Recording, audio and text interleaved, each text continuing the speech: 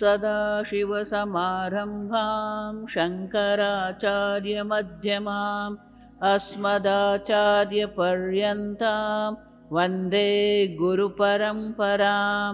श्रुतिस्मृतिपुराणानाम् आलयं करुणालयं नमामि भगवत्पादं शङ्करं लोकशङ्करं।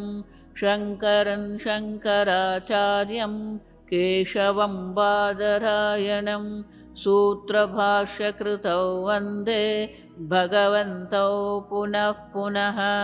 ईश्वरो गुरुरात्मेति मूर्तिभेदविभागिने व्योमवद्व्याप्तदेहाय दक्षिणामूर्तये नमः।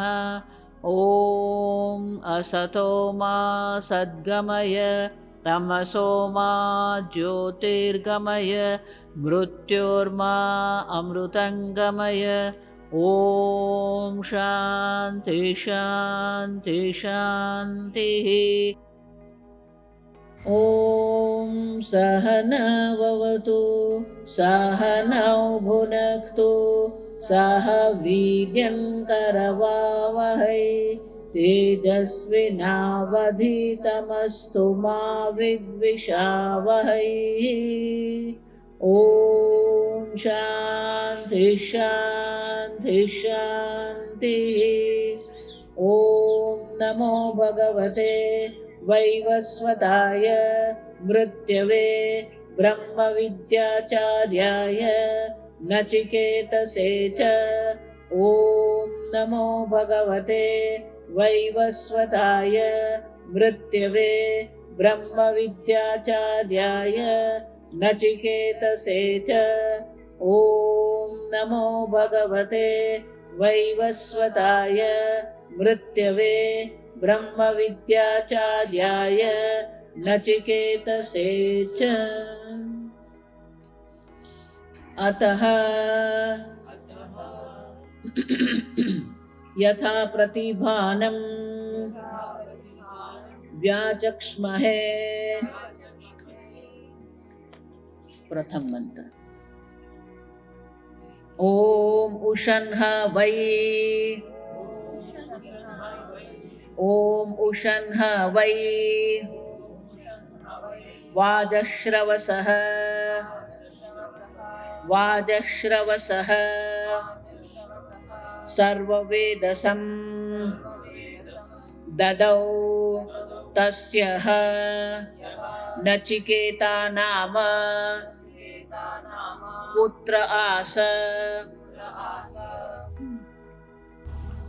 यथा प्रतिभानं व्याचक्ष्महे। कल हमने देखा शंकराचार्य कहते हैं यथा प्रतिभानम यथा ज्ञानम।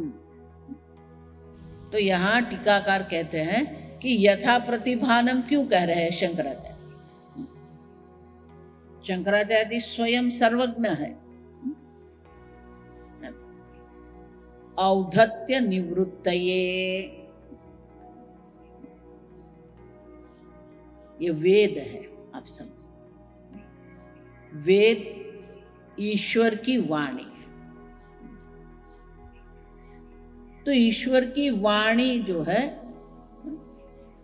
ईश्वर की वाणी पर जब हम व्याख्या कर रहे हैं तो सर्वज्ञ ईश्वर की दृष्टि से हमारा जो ज्ञान है, कल हम चर्चा कर रहे थे, ये सर्वज्ञ माने क्या। अब किसको सर्वज्ञ कहते हैं? क्या सर्वज्ञ हम जान सकते हैं? शब्द तो हम कहते हैं, ये घड़ी है, ये माइक है, उसी प्रकार से सर्वज्ञ। अब देखिए सर्वज्ञ का अर्थ क्या है।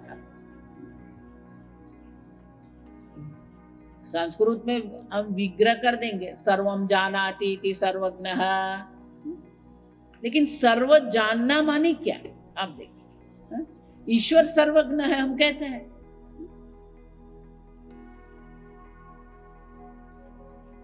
सर्वज्ञ माने कि जिस प्रकार से हम एक एक शब्द, एक एक वस्तु का ज्ञान प्राप्त करते हैं, उस प्रकार से जिसको कोई ज्ञान प्राप्त करने की आवश्यकता नहीं है, वो सर्वज्ञ है। अब देखिए हमारी हालत तो ये है, वृक्ष देखते हैं तो माइक नहीं दिखता है, माइक देखते हैं तो शंकराचार्य जी नहीं दिखते हैं। ये हमारी अल्पता है। अब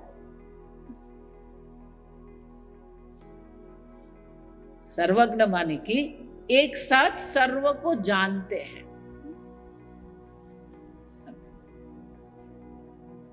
कहीं पर भी किसी प्रकार से कोई अज्ञान की संभावना ही नहीं है।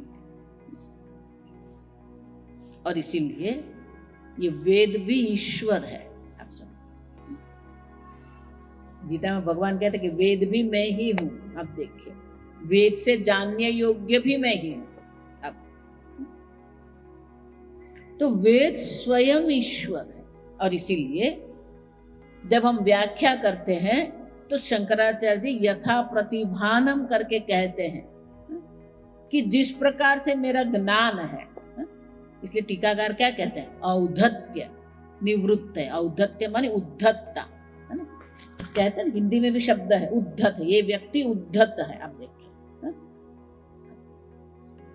उद्धत माने कि अपने ज्ञान पर अत्यंत अभिमान, अपनी कुशलता पर अत्यंत अभिमान रखकर अन्य के साथ जो व्यवहार करता है। तो शंकराचार्य जी स्वयं अपने, ये नम्रता है, विनय है शंकराचार्य जी का। वो विनय हमारे अंदर भी होना चाहिए, वो नम्रता।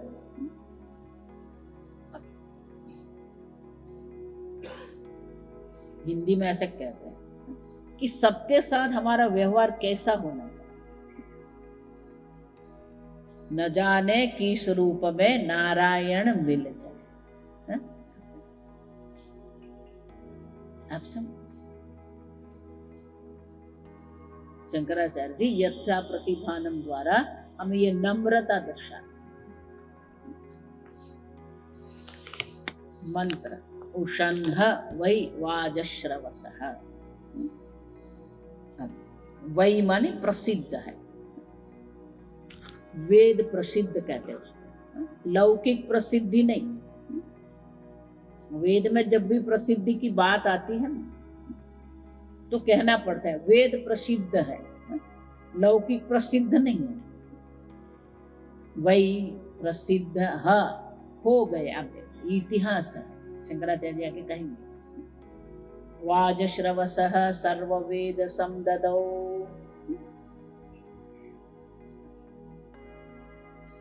वाजश्रवसः,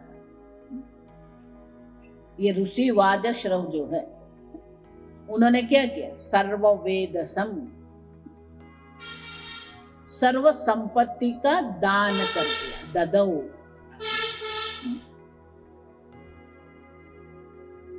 उतना ही नहीं, सर्व संपत्ति का दान तो कर दिया, लेकिन ये एक मनुष्य का स्वभाव है। देखिए कई बार होता है, कहीं सभा में हम जाते हैं, किसी के हाथ में माइक आ गया फिर वो बंद ही नहीं होता है। He doesn't know how to conclude. अब कहते हैं 5 मिनट, वो 15 मिनट, आधा घंटा। ये बड़े बड़े कॉन्फ्रेंस में भी होता है। ऐसा मत मानना कि सामान्य नेता करते हैं, बड़े बड़े विद्वान भी जो होते हैं ना, कहते हैं 20 मिनट है आपके।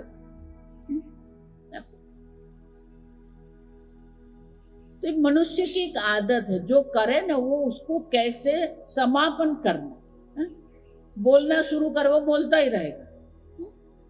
खानता भी ऐसे ही है, खाने के वक्त भी यही होता है। अच्छा लग गया तो क्या करता है, एक और एक और एक और। अभी ऐसा हुआ किसी के साथ, भोजन बहुत अच्छा लगा तो खाते रहे। फिर शाम को मैंने पूछा क्या हुआ, तो हमने थोड़ा अधिक खा लिया। अब ये स्वभाव है मनुष्य का। उसी प्रकार से यहां भी ददो दिया, दान कर दिया, लेकिन रुके नहीं। आप देखिए, और इसीलिए उनको रोकने के लिए उनका पुत्र वहां था, इसलिए यहां कहते हैं तस्य अवश्य नचिकेता नाम पुत्र आस। ये ऋषि के एक नचिकेता नाम का पुत्र भी था। यह मंत्र है।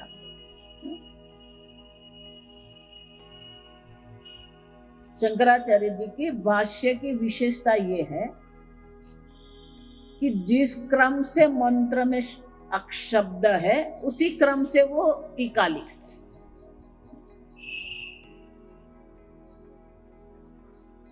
संस्कृत भाषा जो है, भाषा स्वयं को कोई अन्वय की अपेक्षा नहीं। अन्वय माने कि वाक्य की रचना।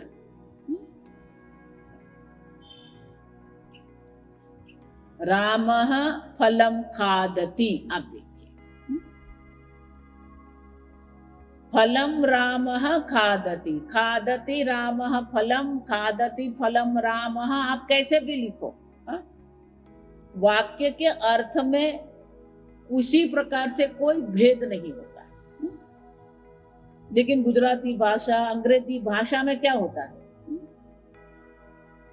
राम फल खाते हैं, आगे पीछे कर दिया, फल राम खाते हैं, क्या हो गया, राम फल खाते हैं, क्रम बदल दिया तो क्या हो गया,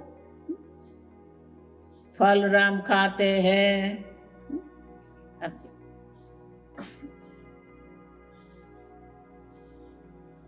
और इसीलिए संस्कृत की दृष्टि से अन्वय की कोई आवश्यकता नहीं, और इसलिए शंकराचार्य जी मंत्र के एक एक शब्द का भाष्य करते हैं, क्योंकि शंकराचार्य की दृष्टि से अन्वय आवश्यक नहीं है। आप देखिए, क्योंकि संस्कृत तो आवश्यक ही नहीं। लेकिन जब हम हिंदी में पढ़ते हैं, गुजराती में पढ़ते हैं, अंग्रेजी में अध्ययन करते हैं, तो वो अन्वय करना पड़ता है। और इसलिए शंकराचार्य जी को अन्वय की कोई अपेक्षा नहीं है, आवश्यकता न दिखी। आप देखिए, क्यों नहीं दिखी, क्योंकि अन्वय की अपेक्षा नहीं है। इसीलिए पदतः ये यहाँ शंकराचार्य जी एक एक शब्द लेके उनका अर्थ करेंगे। लेकिन जब हम अध्ययन करते हैं ना, तो वो अन्वय भी देखना पड़ता है। तो शंकराचार्य जी यहाँ पहला वाक्य लिखते हैं, तत्र आख्यायिका विद्या स्तुति अर्था।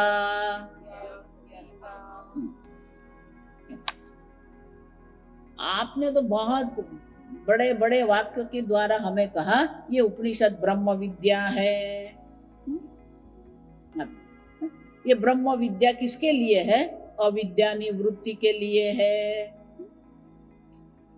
आपने कहा विशिष्ट अधिकारी है, विशिष्ट विषय है, विशिष्ट प्रयोजन है, विशिष्ट संबंध है, और उनके लिए ही ये उपनिषद है।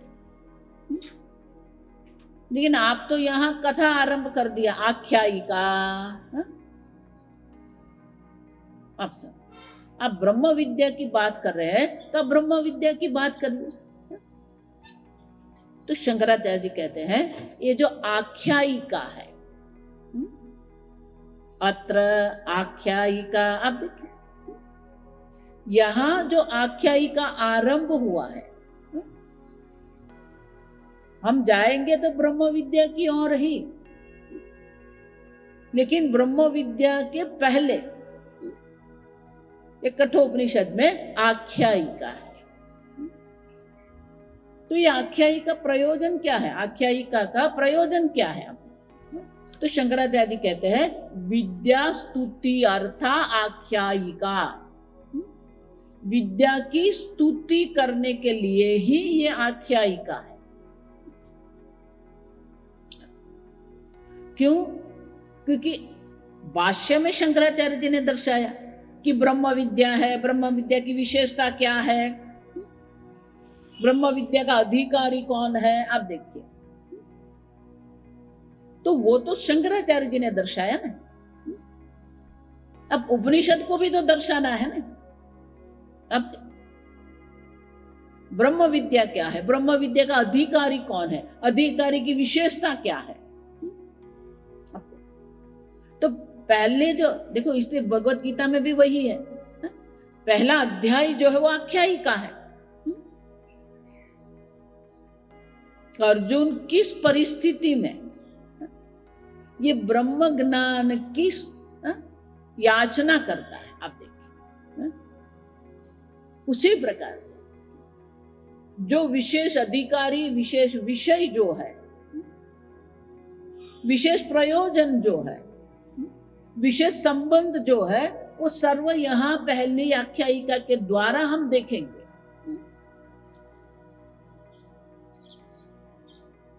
और इसीलिए विद्या स्तुति अर्था आख्यायिका, ये आख्यायिका जो है ब्रह्म विद्या की स्तुति के लिए है।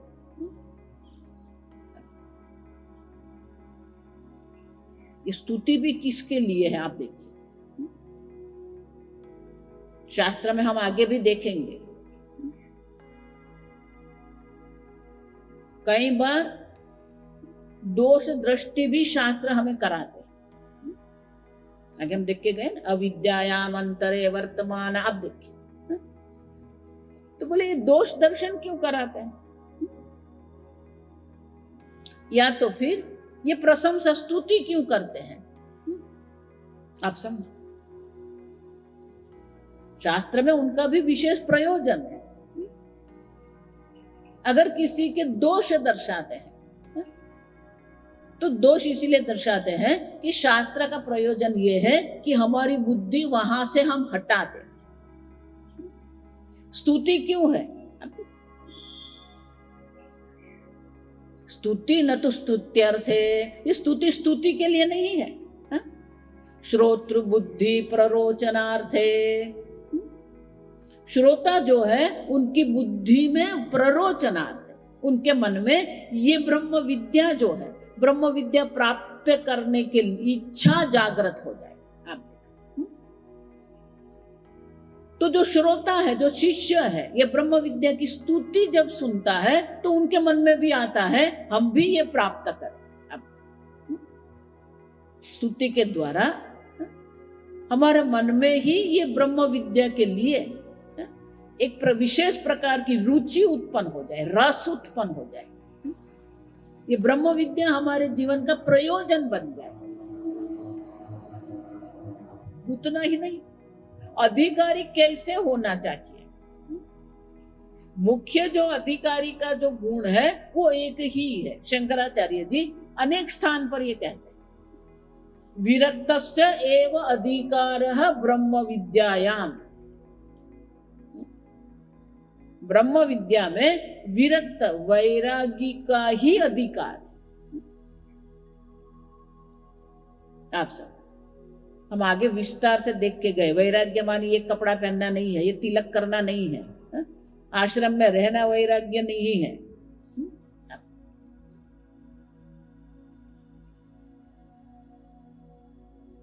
ब्रह्म विद्या में रुचि होना वैराग्य। क्यों? सर्व विद्या प्रतिष्ठा। ये ब्रह्म विद्या क्या है? सर्व विद्या की प्रतिष्ठा है।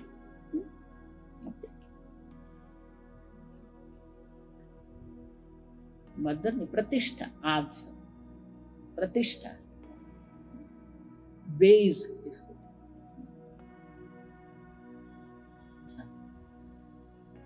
ब्रह्म विद्या जो है, ब्रह्म विद्या की स्तुति यहां करने वाली, तभी तो हमें ब्रह्म विद्या जो है उनमें रुचि होगी।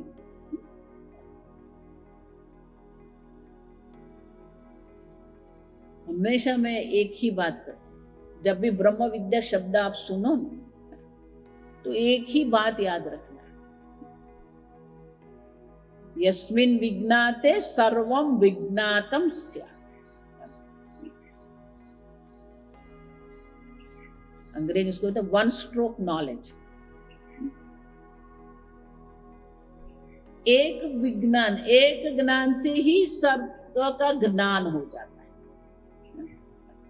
तो बाकी विद्या में खटपट में क्यों पढ़ना हमें?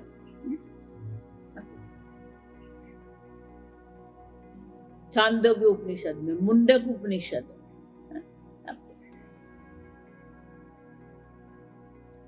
वहां तो शौनक ऋषि शिष्य बन के जाते हैं, विधिवत शिष्य बन के जाते हैं और प्रश्न पूछते हैं, कस्मिन्नु भगवो विज्ञाते सर्वं विज्ञातम भवति। अब ब्रह्म विद्या की एक ये विशेषता भी अगर आप याद रखते हैं तो भी आपको यहाँ रुचि हो जाएगी कि भाई एक को ही जानना है। गीता में भी 7वें अध्याय में भगवान यही कहते हैं, यज्ञात्वा भूयः अन्य ज्ञातव्यम न अवशिष्य। जिसको जानने के बाद अन्य कोई जानने का बाकी रहता ही नहीं है। हम परसों देख के गए ना, हमारे यहाँ में बाकी बहुत रहता है, ये बाकी रह गया। कहीं जाते हैं, प्रवास के लिए जाते हैं, जाके आते हैं और फिर किसी से बात होती है तो बोल, अरे वो बटुकेश्वर महादेव का दर्शन किया कि नहीं? अरे वो तो रह गया। बाकी क्या बोलते हैं उसको? बाकी। हमारा बाकी बहुत रह जाता है। भगवान कहते हैं न अवशिष्यते, कुछ बाकी रहेगा ही नहीं। आप ये ब्रह्म विद्या की विशेषता है। आप एक के ज्ञान से ही सर्व का ज्ञान है, अन्य कुछ करने की आवश्यकता नहीं, अन्य कुछ जानने की आवश्यकता नहीं। और इसलिए शंकराचार्य जी कहते हैं यह आख्यायिका भी किसके लिए है? विद्या की स्तुति के लिए। स्तुति के द्वारा हमारे मन में भी वो ज्ञान प्राप्त करने की इच्छा हो, प्ररोचनार्थ। अब शंकराचार्य जी भाष्यकार, उशन कामयमानः हवा इति वृत्त अर्थ स्मरणार्थौ उन्निपातौ उशन कामयमानः, वश कांति, ये वश धातु से बना, उसका वर्तमान कृदंत बनता है उशन, शत्रु। इसलिए शंकराचार्य भी उनका अर्थ दर्शाते हैं, कामयमान।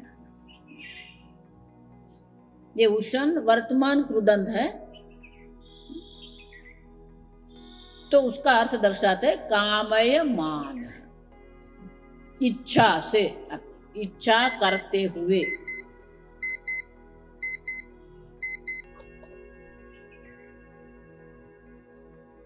कामयमान माने इच्छा करते हुए।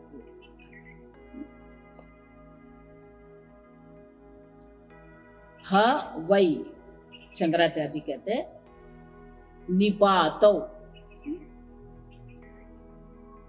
निपात माने कि उनका कोई विशेष अर्थ नहीं है, आप समझ, कोई विशेष वस्तु का निर्देश नहीं करते हैं, उसको निपात कहते हैं। नाम है, क्रियापद है, कृदंत है, तद्धित है, समास है, निपात।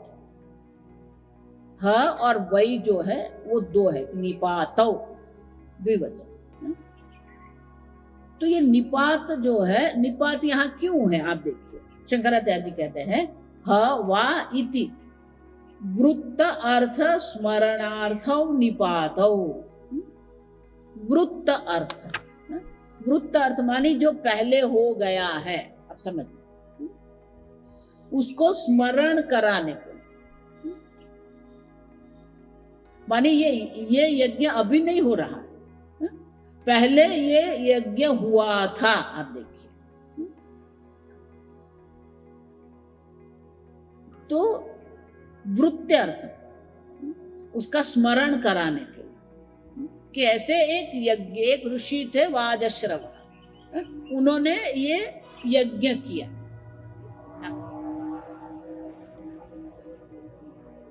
देखो, इसलिए मैं हमेशा कहती हूँ ये वेद कोई काल्पनिक नहीं है, आप सब। महाभारत कोई काल्पनिक नहीं है।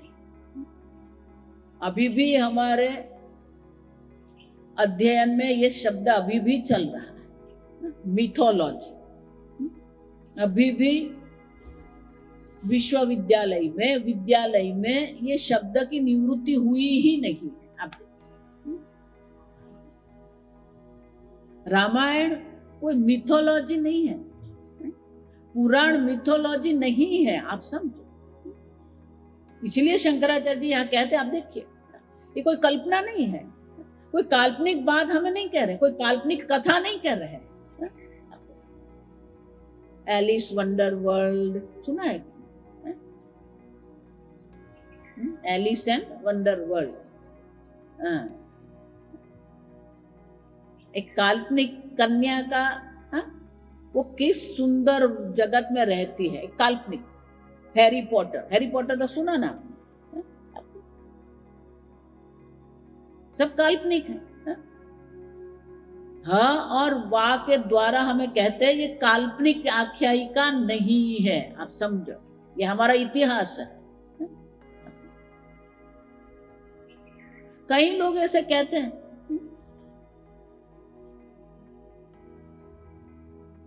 कई पंडित हो, जो वेद के पंडित है ना, वो भी करते हैं ऐसा। 2 महीने पहले एक भाई मुझे मिलने आए थे।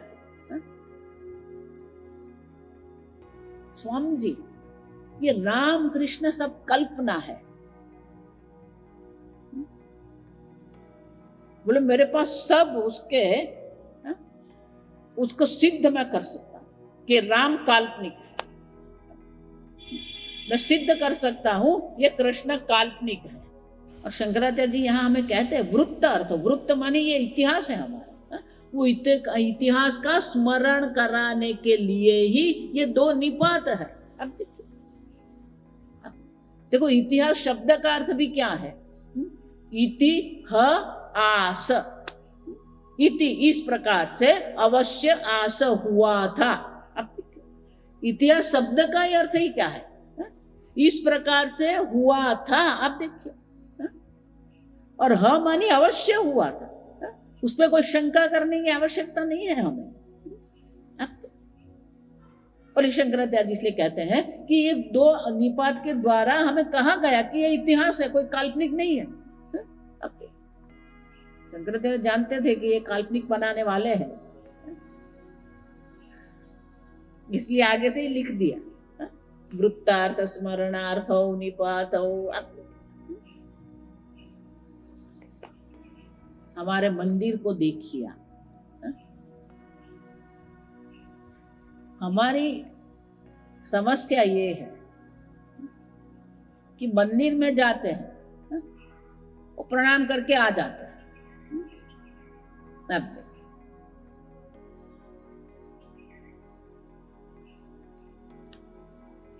मेरा वाक्य कुछ समझ में आया? देखो, ये वेदांत पढ़ना है ना, तो एक एक शब्द का अर्थ पकड़ना पड़ेगा। ये कोई नेता का भाषण नहीं है।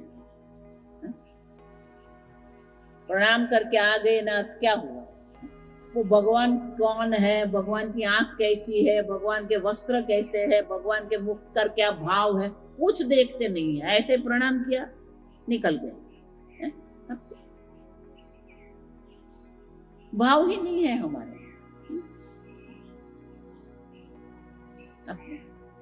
अब दर्शन करने गए, देखा भगवान ने किस रंग का वस्त्र पहना,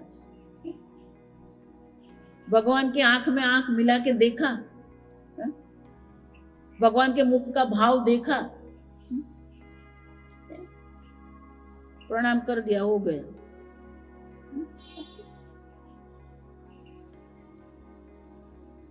सावधानता हमारे अंदर। आज भगवान के मुख का भाव क्या है? प्राण प्रतिष्ठा हुई है तो साक्षात भगवान वहां है।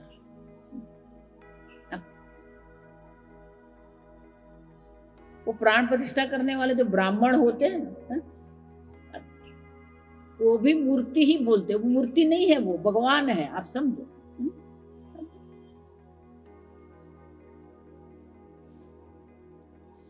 आप स्वयं प्राण प्रतिष्ठा करते हो, फिर आप स्वयं ही मूर्ति बोलते हैं।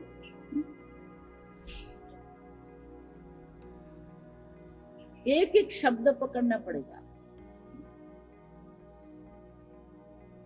उशन हवै, उशन कामयमानः, जिसके मन में इच्छा थी, इच्छा करने वाला, कामयमानः।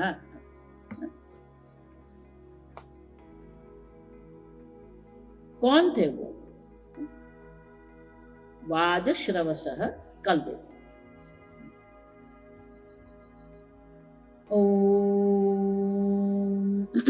शन्नो मित्र शं वरुणः शन्नो भवत्वर्यमा शन्न इन्द्रो बृहस्पतिः शन्नो विष्णुरुक्रमः नमो ब्रह्मणे नमस्ते वायो त्वमेव प्रत्यक्षं ब्रह्मासि त्वामेव प्रत्यक्षं ब्रह्म वदिष्यामि ऋतं वदिष्यामि सत्यं वदिष्यामि तन्मामवतु तद्भक्तारमवतु अवतु माम् अवतु भक्तारम्। ॐ शान्ति शान्ति शान्तिः। ॐ पूर्णमदः पूर्णमिदं पूर्णात् पूर्णमुदच्यते पूर्णस्य पूर्णमादाय पूर्णमेवावशिष्यते। ॐ शान्ति शान्ति शान्तिः। हरिः ॐ श्री गुरुभ्यो नमः। हरिः ॐ।